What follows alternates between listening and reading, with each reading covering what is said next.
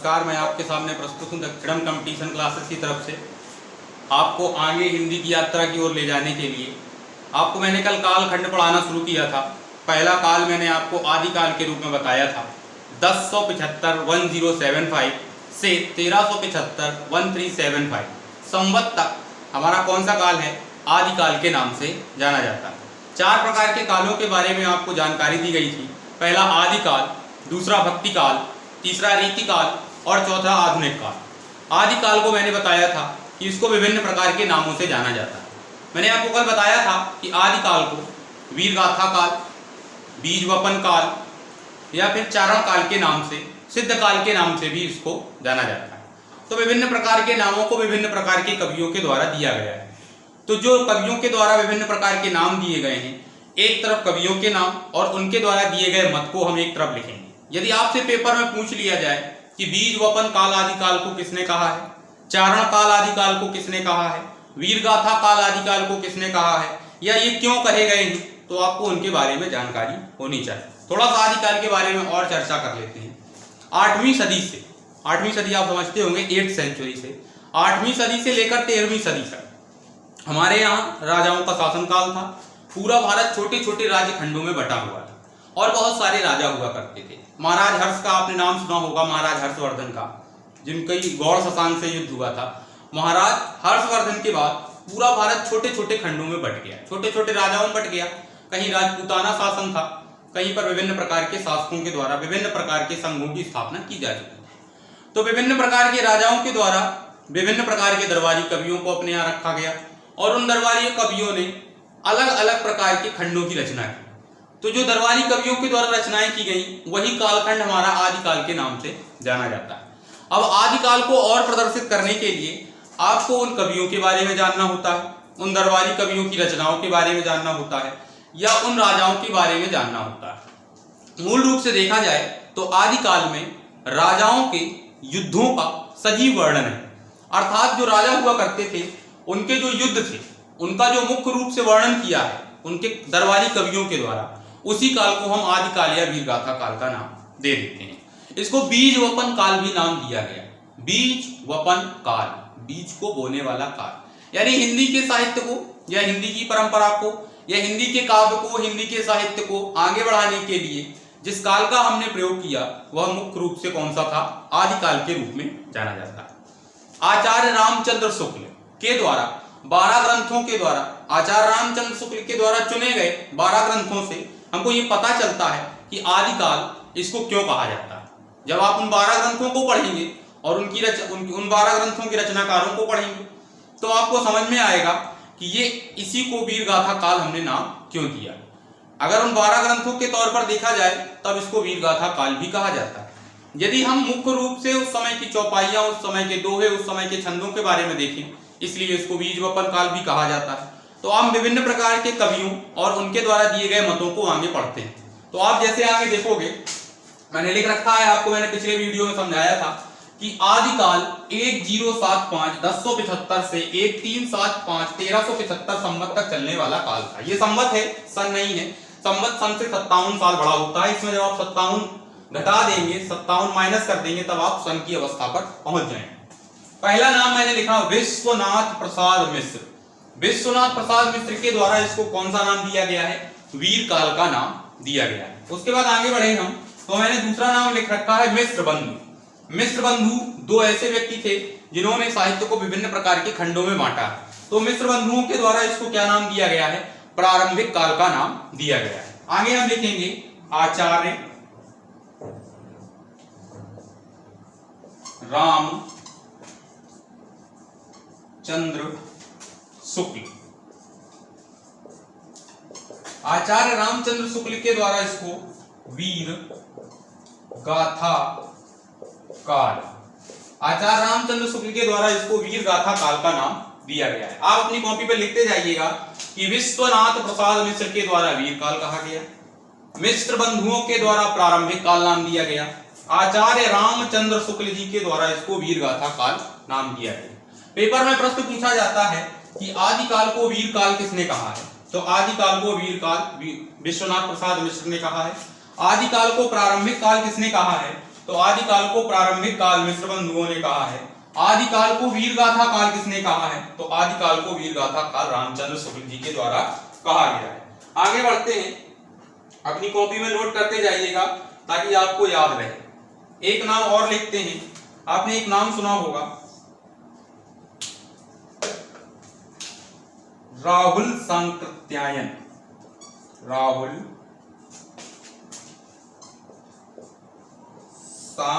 सांकृत्यायन। राहुल सांकृत्यायन के द्वारा इसको सिद्ध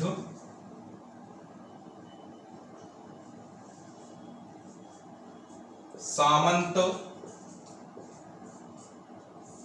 काल कहा गया। राहुल सांकृत्यायन के द्वारा वीर गाथा काल को या आदिकाल को क्या कहा गया?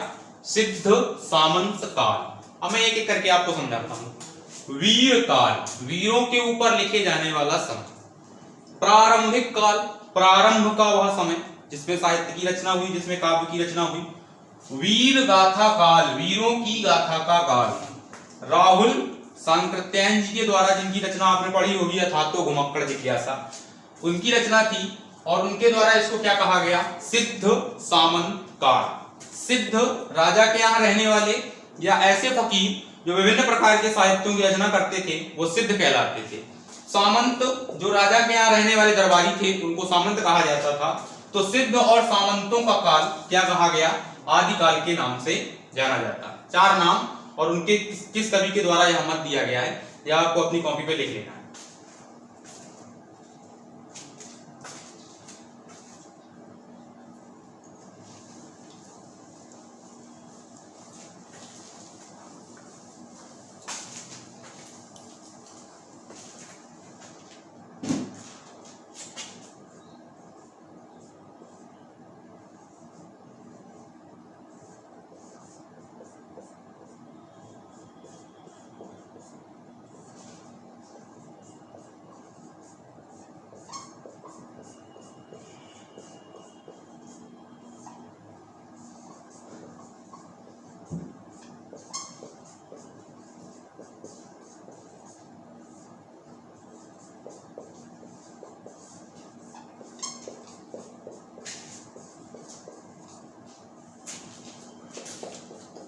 आगे हम आदिकाल में उपस्थित होने वाले साहित्यों के बारे में अध्ययन करेंगे। पहला, सिद्ध साहित्य। 4 प्रकार के साहित्य आपको आदिकाल के अंतर्गत प्रकट होते हैं। यह 4 प्रकार के साहित्यों का आप आदिकाल के अंतर्गत अध्ययन करते हो। यह 4 प्रकार के साहित्यों के द्वारा इसको वीर गाथा काल नाम दिया गया। पहला क्या कहा गया? सिद्ध साहित्य। दूसरा, नाथ साहित्य। सिद्ध साहित्य जो है ये 84 सिद्ध, मूल रूप से सिद्धों की कितनी संख्या है? 84, और उन 84 सिद्धों के द्वारा इसको क्या नाम दिया गया है? सिद्ध साहित्य। यह 84 सिद्धों की जो रचनाएं हैं उसके कारण इसको क्या नाम दे दिया गया? सिद्ध साहित्य नाम दे दिया गया। उसके बाद दूसरा है नाथ साहित्य। आपने गोरखनाथ का नाम सुना होगा, या गुरु गोरखनाथ या गुरु मच्छेंद्र नाथ का नाम सुना होगा। तो गुरु गोरखनाथ के संप्रदाय से संबंधित रचनाएं होने के कारण इसको नाथ साहित्य का नाम दे दिया गया। तीसरे प्रकार का है जैन साहित्य। जैन साहित्य स्वयंभू जी के द्वारा शुरू किया गया था। मैंने आपको एक रचना बताई थी, पौंचर्यु। तो जैन साहित्य को शुरू करने वाले थे स्वयंभू जी, और जैन कवियों के द्वारा लिखा गया साहित्य है, इस कारण से इसको जैन साहित्य नाम दे दिया गया। अगला है चारणी साहित्य। चारण साहित्य का चारण काल कहा जाता है इसको, या चारणी लोगों के द्वारा या सामंतों के द्वारा या राजा के दरबारी कवियों के द्वारा लिखा गया साहित्य था, इसलिए इसको चारणी साहित्य के तौर पर भी जाना जाता है। तो आप 4 प्रकार के साहित्य पढ़ते हो इसके अंतर्गत। पहला साहित्य कौन सा है? सिद्ध साहित्य। कितने सिद्धों की संख्या है? 84। ये अवश्य याद रखें, बार बार पेपर में पूछा जाता है कि सिद्धों की संख्या कितनी है, सिद्धों की संख्या कितनी है। तो सिद्धों की संख्या कितनी है? मूल रूप से 84 है। इसके बाद नाथ साहित्य, गुरु गोरखनाथ से संबंधित या गुरु मच्छेंद्र नाथ से संबंधित, जहां के हमारे योगी आदित्यनाथ जी हैं, वहां से संबंधित साहित्य को हम क्या कहते हैं? नाथ साहित्य के तौर पर जानते हैं। तीसरे प्रकार का साहित्य है जैन साहित्य, जो गुरु गोरखनाथ के बाद तीसरे प्रकार का साहित्य आपके सामने प्रकट हुआ, वो स्वयंभू जी के द्वारा प्रकट किया गया, जिनकी रचना थी पौंचर्यु। पौंचर्यु राम के ऊपर लिखा गया पहला काव्य था जैन भाषा में, तो जैन साहित्य के तौर पर जाना जाता है। चौथे प्रकार का साहित्य है चारणी साहित्य, यह चारण काल में लिखा गया, सामंतों के द्वारा लिखा गया, इसलिए आप इसको चारणी साहित्य के तौर पर जानते हैं। अपनी कॉपी में लिख लीजिएगा, आगे का आपको पढ़ाया जाएगा।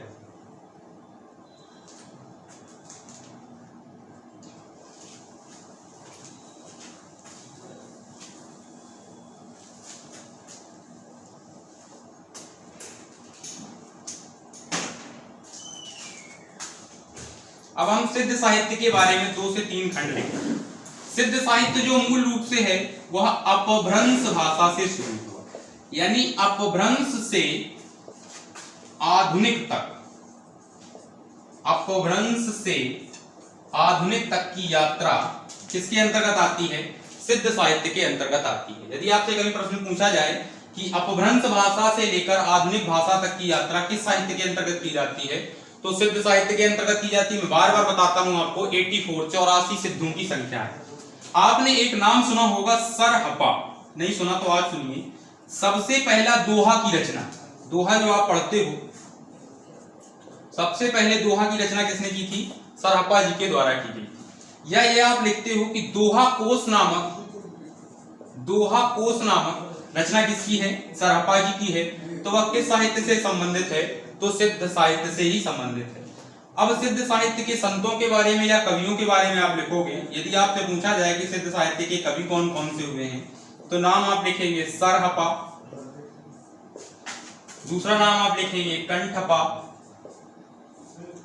तीसरा नाम आप लिखेंगे लुईपा इत्यादि। 3 नाम ही बहुत हैं, 3 नाम पर्याप्त हैं, आप इनको नाम याद रखें। तो आप सिद्ध साहित्य के बारे में जाना आपने कि 84 सिद्धों की संख्या है। अपभ्रंश से आधुनिक तक की यात्रा किस साहित्य ने पूरी की? तो सिद्ध साहित्य ने पूरी की। इस सिद्ध साहित्य के मुख्य संत कौन है, मुख्य कवि कौन है? तो सरहपा जी हैं, जिनकी रचना कौन सी है? दोहा कोश। और इस साहित्य के और कवि कौन कौन से हैं? तो सरहपा, कंठपा और लुईपा इत्यादि। तो आपको ये इतना याद रखना है कि सिद्ध साहित्य के बारे में 3 खंड आपको अपनी कॉपी में लिख रखने। आगे लिखते हैं।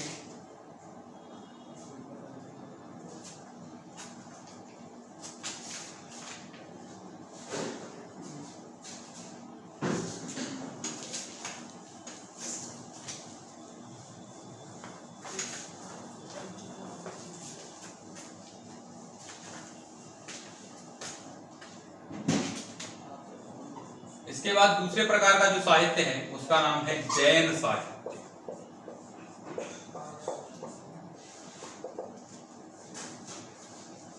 जैन साहित्य के बारे में आप जब लिखना प्रारंभ करते हैं तो पहला खंड आप लिखेंगे जैन कवियों के द्वारा, जैन कवियों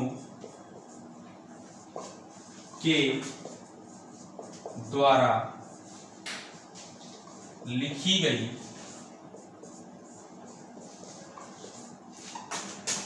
साहित्य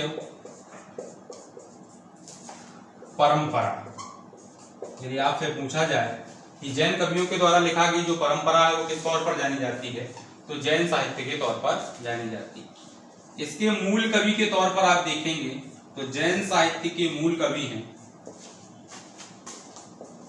स्वयंभू। जैन साहित्य के मूल कवि कौन है?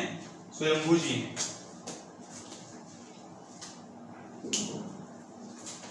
इनकी रचना कौन सी है? पौमचरिकु।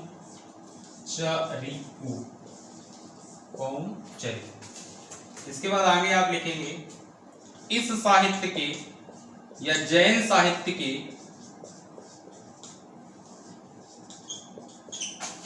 मुख्य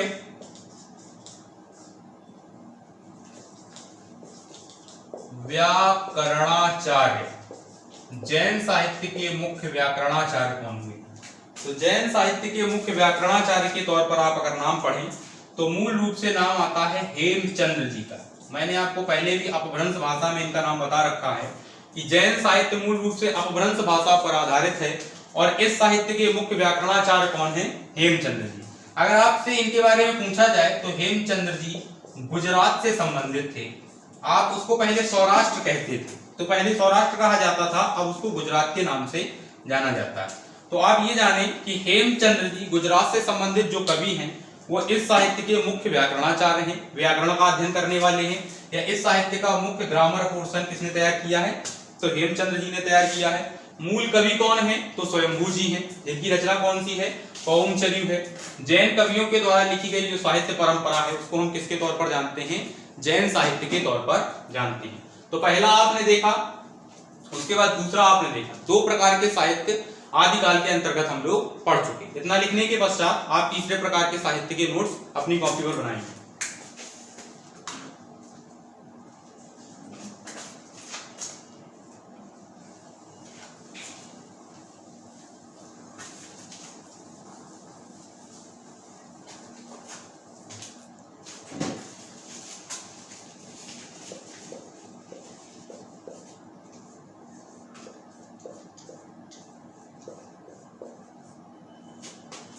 अगले प्रकार का जो साहित्य होगा वो रासो साहित्य के तौर पर जाना जाएगा। रासो साहित्य के बारे में थोड़ा आप जान लीजिए, क्योंकि वीर गाथा काल मूल रूप से इसी साहित्य पर आधारित है।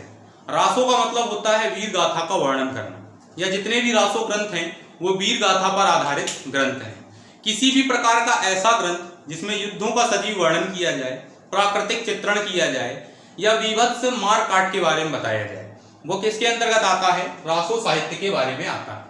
इसमें मूल रूप से रानी और राजा जब युद्ध करने जाता था तो उस समय उसकी रानी के द्वारा जो मूल रूप से संवेदनाएं होती थी उनको प्रकट किया गया है। राजाओं के द्वारा विभिन्न राज्यों को जीतने का क्रम प्रकट किया गया है। राजाओं के द्वारा जो बीभत्स तरीके से मारकाट मचाई गई उसके बारे में भी बताया गया है। तो इसी साहित्य के ऊपर आधारित कौन सा काल है? आदिकाल। और इसी साहित्य की वजह से इसको क्या नाम दिया गया है? वीर गाथा काल का नाम दिया गया है। रासो साहित्य के कारण ही आचार्य रामचंद्र शुक्ल ने आदिकाल को वीर गाथा काल नाम दिया है। रासो साहित्य के मूल रूप से 12 ग्रंथ हैं, जिन 12 ग्रंथों के कारण आप उसको रासो साहित्य या वीर गाथा काल के तौर पर जानते हैं। तो रासो साहित्य को बहुत भली भांति बहुत अच्छे तरीके से आप पढ़ेंगे ताकि पेपर में कोई भी प्रश्न आपका इससे छूट न पाए। तो रासो साहित्य के बारे में लिखते हैं तो पहला लिखेंगे राजाओं के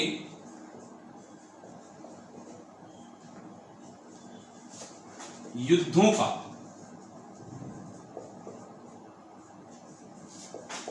सजीव वर्णन।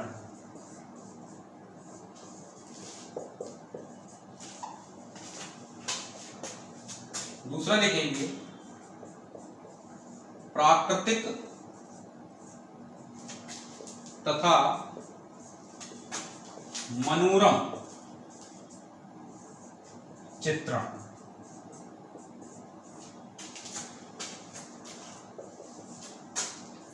तीसरा लिखेंगे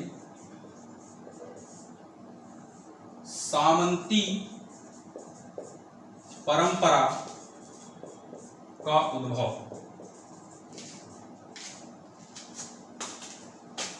चौथा लिखेंगे दरबारी कवियों द्वारा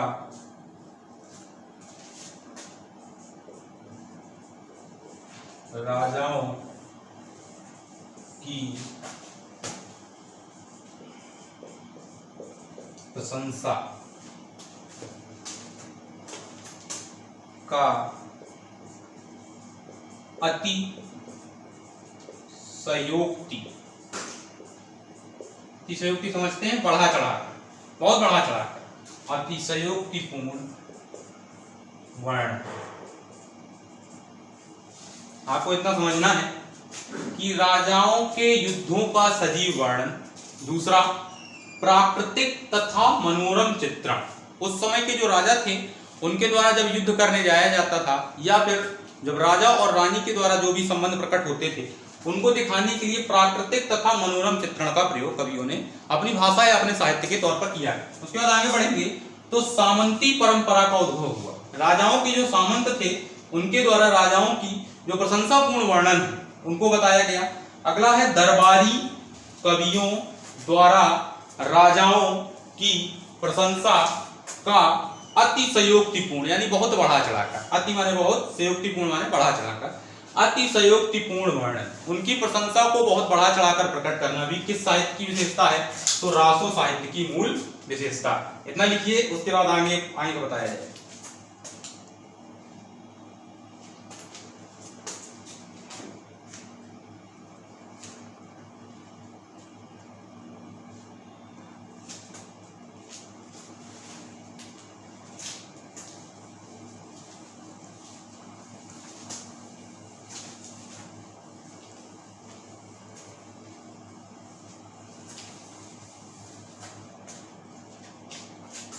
अब आप लिखेंगे आदि काल की प्रमुख रचनाएं, जो आदिकाल की रचनाएं हैं उनको आप लिखेंगे।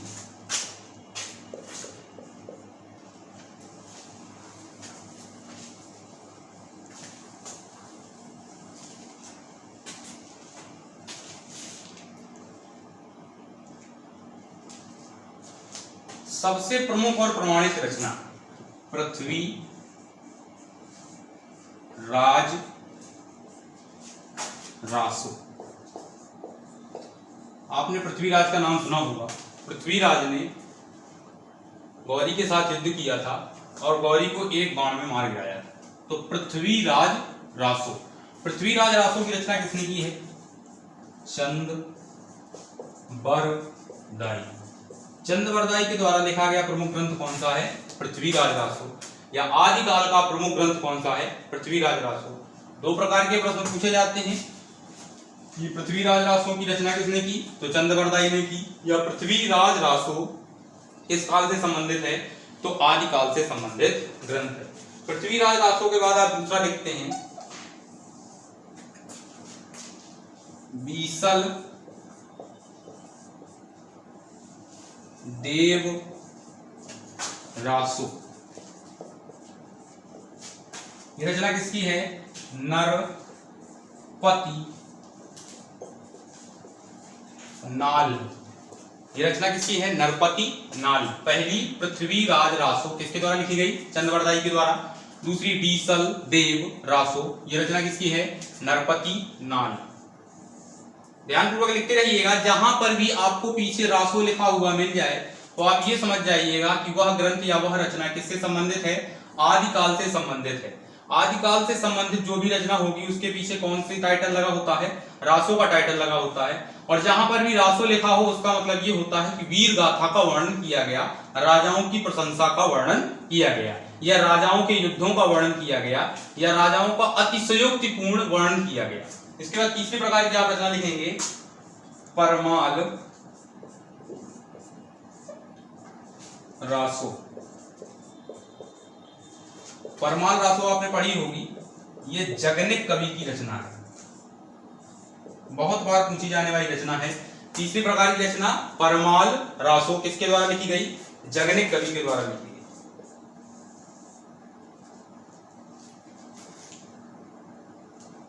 चौथी प्रकार की हम्मीर, राजस्थान से संबंधित है। हम्मीर रासो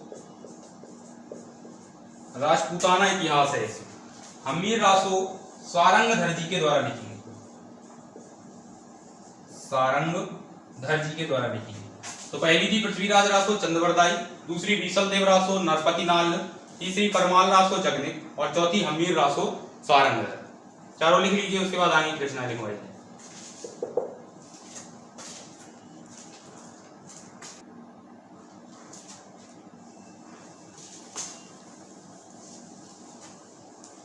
पांचवी रचना आप लिखेंगे कुमान रासो। कुमान रासो, यह रचना किसके द्वारा लिखी गई है? दलपति विजय। दलपत विजय कवि के द्वारा लिखी गई रचना कुमान रासो। यह भी राजस्थान के इतिहास के ऊपर निर्भर है। एक हम्मीर रासो, एक कुमान रासो। ये राजस्थान के इतिहास, राजपूताना इतिहास के ऊपर निर्भर है। ये सारंगधर जी के द्वारा लिखी गई और ये दलपति विजय जी के द्वारा लिखी गई। अब आदिकाल की और आगे की रचनाएं पढ़ने के लिए, या हिंदी साहित्य को और आगे गाथा पढ़ने के लिए, हिंदी साहित्य की यात्रा को आगे बढ़ाने के लिए आप हमारे चैनल को सब्सक्राइब करें और वीडियो को आगे से आगे लाइक करें। धन्यवाद।